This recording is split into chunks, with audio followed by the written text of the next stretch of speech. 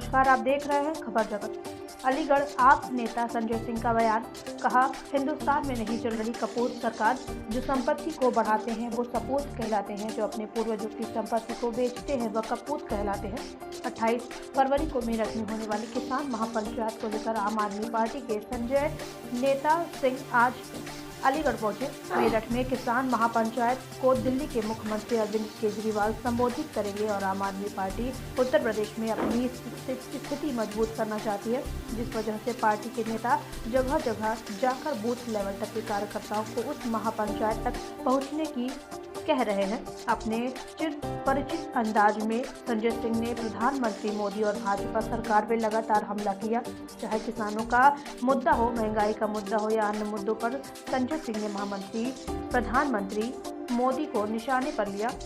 Media से बात करते हुए संजय सिंह ने कहा कि अपने परिवार की संपत्ति को बढ़ाते हैं वो सपूत कहलाते हैं, जो अपने पूर्वजों की संपत्ति को बेचते हैं वह कपूत कहलाते हैं। तो हिंदुस्तान में कपूत सरकार चल रही है, जो देश की संपत्तियों को 130 करोड़ हिंदुस्तानियों के परिश्रम से बनाए गए रेल को, खेल को, सेल को, एयरपोर्ट को, बिजली को, पानी को, LIC को, बैंक को बेचने का फरमान लेकर अपने बजट में आई है। यह बजट केंद्र सरकार का हिंदुस्तान को बेचने का बजट है और यह कृषि के तीनों काले कानून हिंदुस्तान की कृषि को बर्बाद करने का फरमान है और इस कानून के अंदर किसानों की खेती के उजड़ने का, पूंजीपतियों को हाथों में देने का एक बड़ा अभियान, बड़ा योजना है। दूसरा, इस कानून के बनने से असीमित भंडारण की छूट देने से जमाखोरी, कालाबाजारी और महंगाई हिंदुस्तान के अंदर बढ़ेगी।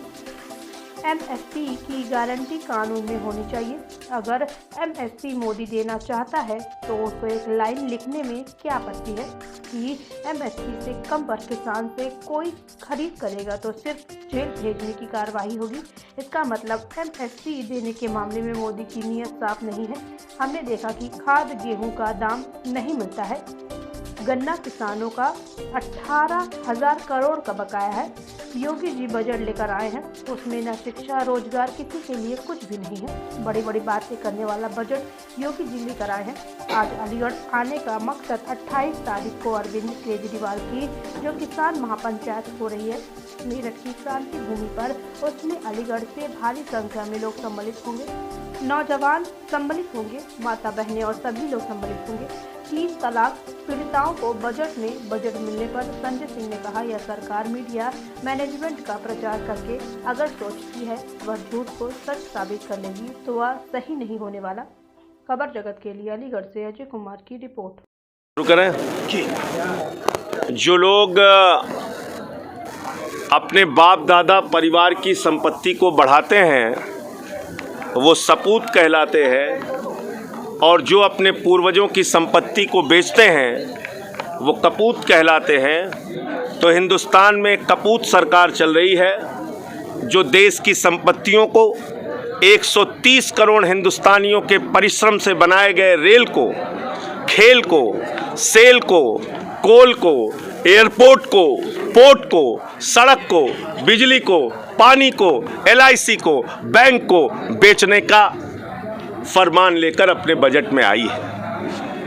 ये बजट केंद्र सरकार का हिंदुस्तान को बेचने का बजट है और ये तीनों कृषि काला कानून हिंदुस्तान की किसानी और खेती को बर्बाद करने का फरमान है और इस कानून के अंदर किसानों की खेती को कब्जाने का, उसको पूंजीपतियों के हाथों में देने का एक बड़ा अभियान, एक बड़ी योजना है। दूसरा, इस कानून के बनने से असीमित भंडारण की छूट देने से जमाखोरी, कालाबाजारी और महंगाई हिंदुस्तान के अंदर बढ़ेगी। MSP की गारंटी कानून में होनी चाहिए। अगर MSP मोदी जी देना चाहते हैं तो उनको एक लाइन लिखने में क्या आपत्ति है कि MSP से कम पर किसान से कोई खरीद करेगा तो उसके खिलाफ जेल भेजने की कार्रवाई होगी। इसका मतलब MSP देने के मामले में मोदी जी की नीयत साफ नहीं है। हमने देखा धान का दाम नहीं मिला, गेहूं का दाम नहीं मिलता, गन्ने का दाम 4 साल से नहीं बढ़ा, 18,000 करोड़ रुपए गन्ना किसानों का बकाया है, सरकार उसको दे नहीं रही है। योगी जी 5.5 लाख करोड़ का लफाजी का बजट लेके आते हैं, उसमें ना रोजगार के लिए कुछ, ना माताओं बहनों के लिए कुछ, ना शिक्षा के लिए कुछ, एक कोई दृष्टि नहीं, कोई योजना नहीं, 4 साल में कुछ किया नहीं, तो एक लफाजी का बड़ी बड़ी बातें करने वाला बजट योगी जी लेके आए हैं। आज अलीगढ़ आने का मकसद 28 तारीख को अरविंद केजरीवाल जी की जो किसान पंचायत हो रही है मेरठ की क्रांति भूमि पर, उसमें अलीगढ़ से भारी संख्या में किसान सम्मिलित होंगे, नौजवान सम्मिलित होंगे, माताएं बहनें और व्यापारी आएंगे। उसका आह्वान करने के लिए मैं आज आया था और कार्यकर्ताओं के साथ ये तय हुआ है कि किस क्षेत्र से कितने लोग आएंगे। मुझे उम्मीद है भारी संख्या में यहाँ से किसान और नौजवान मेरठ पहुँचेगा। मुझे इतनी बात कहनी। सांसद जी, योगी के बजट में जो तलाकशुदा महिला हैं उनके लिए बजट रखा गया, आज उन्होंने लड्डू बांट करके योगी और मोदी का धन्यवाद किया है, किस तरीके से देखते हैं? देखिए, ऐसा है कि ये सरकार मीडिया मैनेजमेंट और प्रचार करके अगर सोचती है कि वो झूठ को सच साबित कर लेगी तो नहीं होने वाला। 4 सालों के अंदर मुझे आप बताइए कितनी सरकारी नौकरियां योगी जी ने नौजवानों को दी हैं, कितनी नई इंडस्ट्री, कितने रोजगार के साधन उन्होंने यहाँ पर लगाए हैं। उन्होंने लाखों करोड़ रुपए का MOU किया, इन्वेस्टर समिट किया, आप लोगों ने उसको चलाया भी चैनलों पर।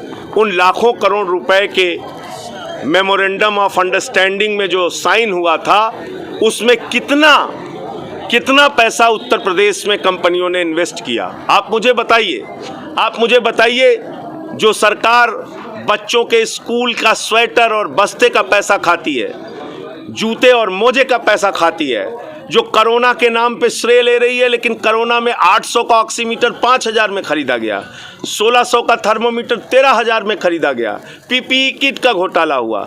घोटाले पे घोटाले करने वाली सरकार, आप मुझे बताइए कि ये कैसे अपने बजट को सच साबित करेगी। 4 साल में कुछ नहीं किया, आगे भी कुछ नहीं करेंगे। किसान की आय, खत्म कर लूँ बस एक बात, किसान की आय 2 गुना करने का दावा इस बजट में किया गया है योगी जी के द्वारा। मैं आप लोगों के माध्यम से पूछना चाहता हूं, योगी जी 4 साल में 1 रुपया आपने गन्ने का दाम नहीं बढ़ाया, डीजल का दाम बढ़ गया, यूरिया का दाम बढ़ गया, मजदूरी बढ़ गई, सिंचाई बढ़ गई, 18,000 करोड़ रुपए किसानों का बाकी है, गन्ना किसानों का 1 रुपया आपने बढ़ाया नहीं गन्ने का दाम। आप कहते हैं आय 2 गुना कर देंगे किसानों की। तो लफाजी का बजट है जो मैंने कहा, उस पर मैं कायम। जी, 2022 के इलेक्शन में किसानों के माध्यम से कितनी जमीन तैयार कर पाएंगे आप? देखिए, ऐसा है कि सभी राजनीतिक दलों को, जिसको राजनीति करनी है, किसान के मुद्दे पे, नौजवान के मुद्दे पे, महिला सुरक्षा के मुद्दे पे, बिजली पानी सड़क शिक्षा के मुद्दे पे, चिकित्सा के मुद्दे पे काम करना चाहिए। हम भी कर रहे हैं। अगर वाकई मोदी जी को इस बात की चिंता हो रही है तो उनके लिए तो 2 घंटे का काम है। इस काले कानून के खिलाफ इतने लाखों लोग सड़कों पर बैठे हैं, आप इस बिल को वापस ले लीजिए, विपक्ष को बोलने का मौका मत दीजिए, किसान को आंदोलन मत करने दीजिए। आप कह रहे हैं बहका के बैठा ले गए हैं। चलिए, आप लोग तो बहकाए हुए नहीं हैं, आप लोग तो जानते हैं बिल बहुत अच्छा है। 50 मंत्रियों को कह दीजिए, वो तो 90 दिन से बैठे हैं, 9 दिन खुले आसमान के नीचे बैठ के दिखा दें। इस बिल के समर्थन में 9 दिन बैठ के दिखाओ ना, पता चल जाएगा कितने कैसे बहका के लाया जाता है।